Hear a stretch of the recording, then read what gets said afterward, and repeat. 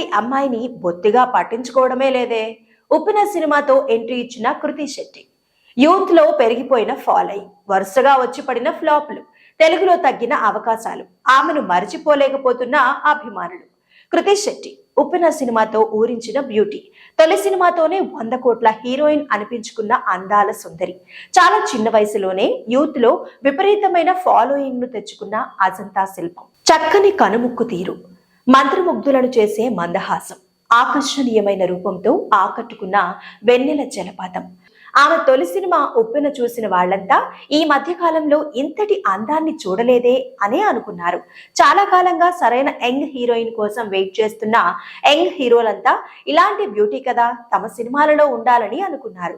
ఫలితంగా కృతి శెట్టికి వరుస అవకాశాలు వచ్చుపడ్డాయి. నటన విషయంలోనూ డాన్సులలోనూ ఢోకా లేదనిపించుకున్న కృతి తనదైన స్పీడ్ చూపించింది. టాప్ హీరోయిన్ కావడానికి ఈ అమ్మాయికి ఎక్కువ సమయం పట్టకపోవచ్చని అంతా అనుకున్నారు. కానీ అప్పటి నుంచే ఆమెకి పరాజయాలు ఎదురవుతూ రావడం మొదలైంది. టాలీవుడ్ లో పరాజయాల ప్రభావం ముందుగా పడేది హీరోయిన్ పై మాత్రమే. ఫైట్లతో అలసిపోయిన హీరోలకి పాటలతో ఉపశమనం కలిగించే హీరోయిన్స్ తరతరాలుగా ఈ తలనొప్పి నుంచి బయటపడలేకపోతున్నారు. అలాగే వరుస ఫ్లాప్లు కృతిని ఉక్కిరిబిక్కిరి చేశాయి.